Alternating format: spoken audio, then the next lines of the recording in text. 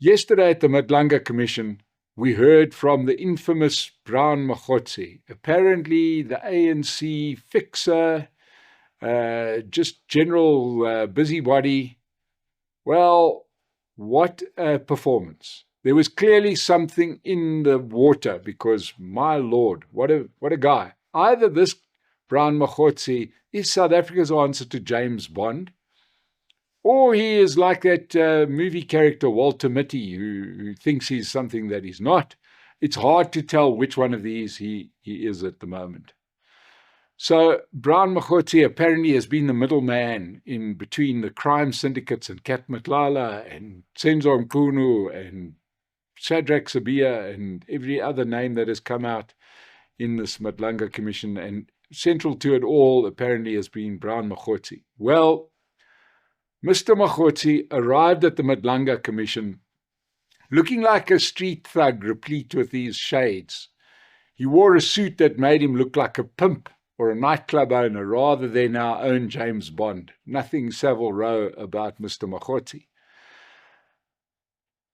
He starts off with this sort of telling us all that he's in fact not just some kind of fixer, he is a contact agent, which is his term for an informant, basically a super duper inside spy guy getting people to do things so that he can feed this information to crime intelligence and they can lock all the bad people away.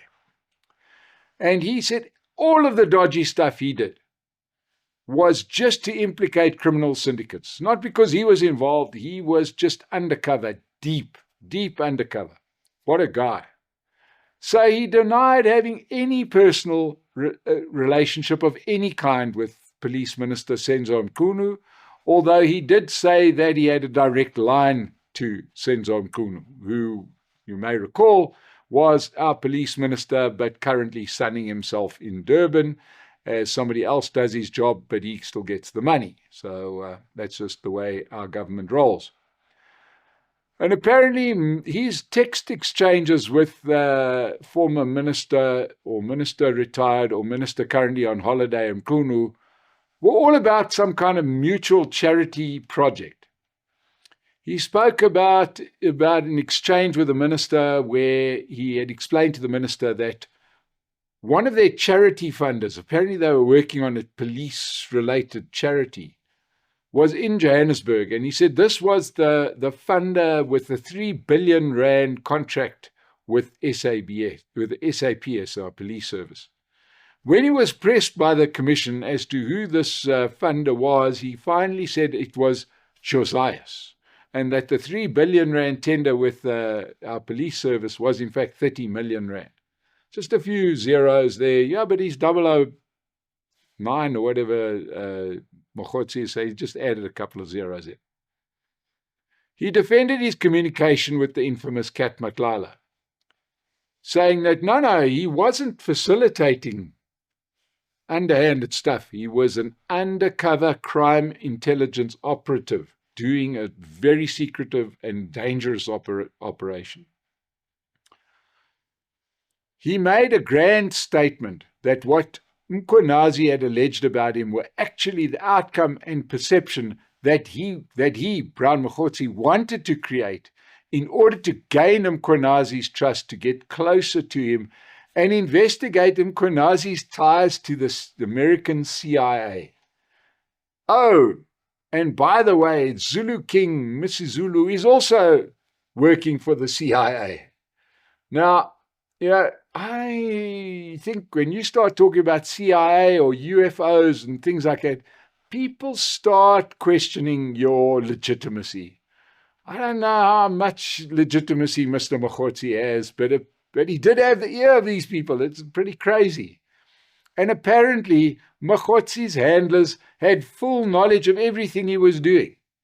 And he had sensitive information regarding SAPS and crime intelligence, not because of any dubious relationships, but because he was Mogotsi, Brown Mogotsi, Agent 008, South Africa's answer to James Bond. Maybe the guy is a super spy that he thinks he is, but to me, He looked like a delusional loony in desperate need of publicity. Even it was hard watching those poor commissioners at the Madlanga Commission were struggling to keep a straight face as every crazy idea was flowing from this guy's mouth like a fountain. But madness wasn't limited to the Madlanga Commission. We had a touch of that in the parliamentary ad hoc committee meeting running in parallel, where they heard from KwaZulu-Natal crime activist and research Dr. Mary de Haas. Now, this also did not go very well, because to the observer, it looked like de Haas is an amateur enthusiast with access to an iPad. She was giving her advice to anyone that would listen, and a lot of it seems to be opinion wrapped up as analysis. Now, one must remember that we all have opinions. That's fine, we understand. It's like certain parts of the anatomy, we've all got one. But she was using her position as an academic to wrap up what seems like her opinion as analysis and fact. And why do I say that? Was because she could not substantiate almost any of her claims. And it did not go down well for Mr. Haas. Really, quite simply, she looked like a bit kind of, Brown Mogotsi-ish, a little bit wacky. But anyway, she claimed that advocate, an NPA advocate, Lawrence Kaba, was a rogue prosecutor working with the political killings task team. She also claimed that the former KwaZulu-Natal Health MEC, Sibongiseni Dlomo, killed cancer patients in that province. Those are the kind of things when you say that it really does start people questioning what you're trying to achieve by this. She said that, in her opinion, Nhlanhla Mkhwanazi is not credible, and Police Commissioner Fani Masemola perjured himself to Parliament. We've been waiting for Brown Makotsi and Mary de Haas to appear before these committees, and it was a massive disappointment. These do not look like serious people, and these commissions are uncovering some really dreadful stuff. But to have people like this in the public space is really concerning. And we're going to have to find better witnesses, and we're really going to have to ask, when are the people that really matter going to appear? When are we going to hear from the Kat Matlalas, the Hangwani Maumelas, the Katiso Malefes themselves? When are we going to hear from the president to hear what he knows? Right? Those are the people that really matter, not these bit part players. People are getting killed. Whistleblowers were gunned down in the name of this criminal activity. But yet we're listening to people that are calling Zulu King CIA operatives and this one killing cancer patients. It's a bit kind of crazy, right? We've got a serious problem with police in South Africa. We've got a serious problem with crime syndicates. We've got a serious problem with the politicians that sit in the middle and facilitate this. But come on. Unless something dramatic turns around and it turns out that this was just the day and everybody got a little bit unlucky, but I don't see it. We'll keep an eye on this, but this doesn't look like it's going anywhere. Staying with the loony air that seems to be blowing through South Africa, the head of our Navy, Vice Admiral Monde Lobese, he publicly criticized South African officials and politicians at a gala dinner, which obviously is a place where you go out and you tell people how bad they were. His big criticism is that officials in South Africa, largely this is code for politicians, have defunded the Defence Force. He alleged sabotage, potential external influences. There we go, always the external influences that compromise our national security. Now, we need national security, but it's still unsure to me as to who is going to attack us. What did our hapless Minister of Defence, Angie Motshekga, say? Well, she says that she condemns Admiral Lobese's comments. What were some of his comments? Well, he's concerned that the West may soon be targeting South Africa because they're targeting Nigeria. Now, this is reference to Donald Trump saying that if Muslim extremists, Islamic extremists continue to kill Christians in Nigeria, there may be a response. And those kind of statements were very close to what his boss, head of the SANDF, General Ruzani Mapanwa, made when he went on the famous trip to Iran earlier this year. And he said that the two nations, South Africa and Iran, are allies in anti-colonialism. Now, this admiral wasn't going to stop there. He had his gun set on automatic, and he was just going to fire as many allegations and rounds as possible. He was at a dinner. Maybe it was after the wine had been passed around, but my word, he said that the people that are holding that have got to the Defence Force is National Treasury, who shouldn't be allowed to be a super department. That's exactly what they are. They control the public purse. They are a super department. And they are quite right in curbing expenditure and sticking to the budgets. It's not Treasury's fault if you've got a useless Minister of Defence. And I want to defend the Minister of Defence, Angie Motshekga, as I've done many times. She is the one member of cabinet that I am most excited about. Because judging by this admiral, as well as the head of the SANDF, to me the best thing that we have in South Africa is a weak defence force. We have no threat of invasion. And if we did have a super organised and well-stocked and well-resourced and well-managed SANDF, we'd be on the verge of a military coup.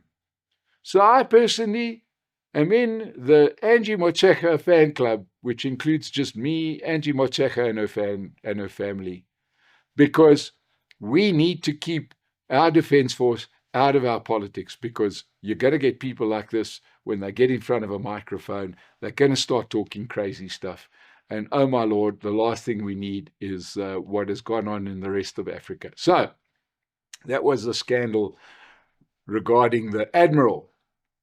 Now, there was an interesting statement. We want to move towards more local government issues. Interesting statement at the ANC National Executive Committee meeting, where former President Kgalema Motlanthe outlined ANC strategy for the 2026 local government elections. He said that every councillor, everybody available for selection, every candidate who's going to be on the election list must undergo lifestyle audits. They must have no criminal records or unresolved integrity committee findings. Now, the ANC NEC said these are necessary steps because the ANC, did poorly in the last general election and they can't go and do badly in the next election.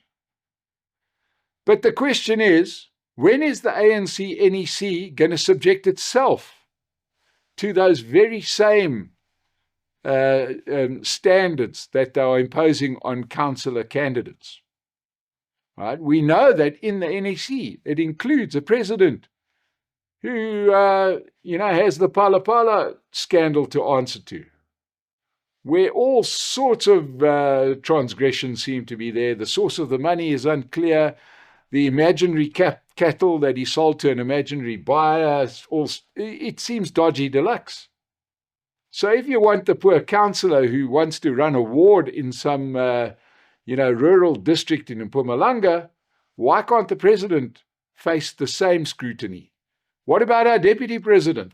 This guy, the guy who owns properties around the country and has been at the center of scandals for 30 years. What about a lifestyle audit on how a person with a civil servant salary ends up with 70 million rands worth of houses?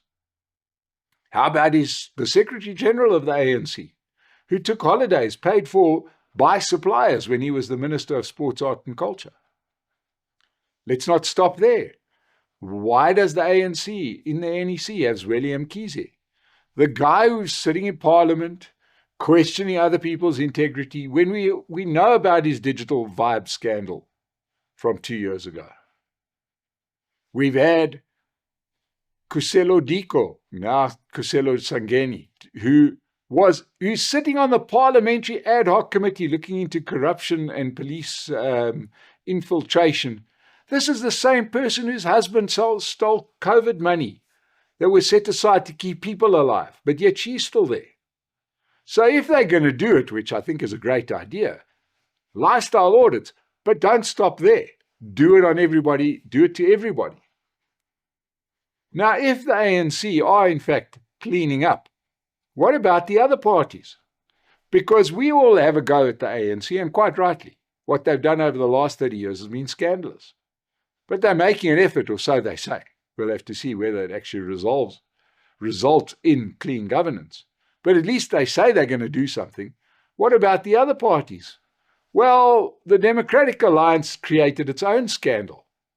It doesn't help when you fire a guy who knows where all the bodies are buried, and it turns out that their own leader, John Steenhuisen, has problems with his own finances. It's a very dangerous thing to have a leader of a party, a cabinet minister who struggles to manage his own finances, because there's always a way you can clean up your own finances. Ask our former President Zuma. And that is to get a benefactor to sort out your problems for you. All it takes is a signed tender here or there. So are the DA going to start lifestyle audits? Are they going to hold their representatives to the same standards that the ANC is talking about? What about Mkhonto Wesizwe? Led by a man who practically killed the country in state capture years, Jacob Zuma, who's got as his deputy a former, the only person in South Africa to, of any kind of seniority that did go to jail for corruption, and that was Tony Yengeni as his deputy president, and his second deputy president is the only judge to ever be impeached. Parliament is full of people who are found guilty of breaking the law. Lucky Montana, Siyabonga Gama, Brian Molefe. Are those parties cleaning up? What about the EFF? Their leader has been found guilty of transgressing the law, where he decided that machine guns in cities are quite a good idea, just as a bit of theatre. Never mind where those bullets are going to land. Are they going to clean up their house?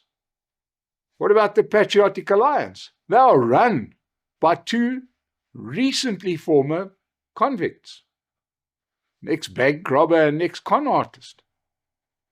Are they going to clean up? Are they going to say, we need people with no criminal record? Well, it seems like what we are trying to do in this country is clean up at the lower level, but leave the top level alone. Now, I don't think this is a tactic that's going to work. I don't think it's going to last. The ANC are going to go and do it, but they won't. It won't work because everybody knows that the people at the top aren't clean. The other parties have to answer their own questions. So, as a South African and as a voter, I despair when I look at our political landscape. But at least somebody is saying they're going to do something. Whether they do it or not, we'll have to wait and see. But that's been the news on the Political Insider. Subscribe to the channel. We'll see you again soon. Thanks for joining me.